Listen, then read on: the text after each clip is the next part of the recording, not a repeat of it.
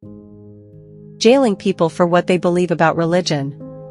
When our religious freedoms were in danger. It's hard to understand.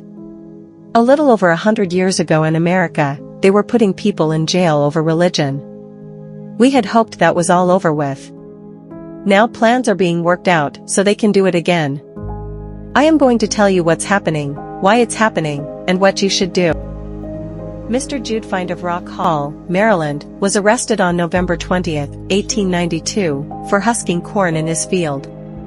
The sheriff, who patiently hid in the bushes near the road till Jude Find began working, later admitted in court that he himself regularly did the same kind of work on Sunday. Jude Find was imprisoned for 30 days, and the sheriff, safe from prosecution, set to find more violators. This thing makes a mockery of Bible religion, the kind our forefathers had, the kind that Jesus taught us in the Gospels. In earlier centuries, when Sunday laws were enacted and enforced, shops had to close and people had to be careful around their house, lest spies report on them. As late as the 1890s in America, some of the most reliable people in our communities were threatened with arrest. A number were jailed for doing things a little differently. Since it was almost impossible to not violate those Sunday laws were also used to persecute whoever the local authorities wished to select for arrest. In 1889, Day Conklin, of Big Creek, Georgia, was arrested and found guilty of chopping wood on Sunday. The family had just finished moving to a different house and a cloudburst had soaked much of their possessions. The weather turned bitter cold, and Conklin chopped wood that morning to provide some heat for his suffering family. The fine and court costs amounted to $83. Yet, as soon as the trial was over, some of those testifying and voting against him went home and, immune to arrest by friends, chopped wood for themselves the following Sunday morning.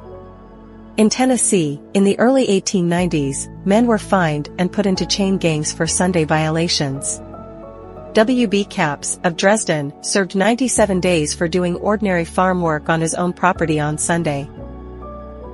We're living in Arkansas in the 1880s, this could have happened to you. Mr. Swearingen and several others interfered with the rights of no one. But they were observed and reported to the grand jury, indicted, arrested, tried, convicted, fined, and having no money to pay the fine, these citizens of Arkansas were dragged to the county jail and imprisoned like felons for 25 days. Was this the end of the story? Alas, no sir. They were turned out, and the old man's only horse, his sole reliance to make bread for his children, was levied on to pay the fine and costs, amounting to $38. The enforced Sunday law horse sold at auction for $27. A few days afterward the sheriff came again and demanded $36, $11 balance due on the fine and costs, and $25 balance due for board for himself and son while caring for the old man in jail. And when the poor man, a Christian, mind you, told him with tears that he had no money, the sheriff promptly levied on his only cow.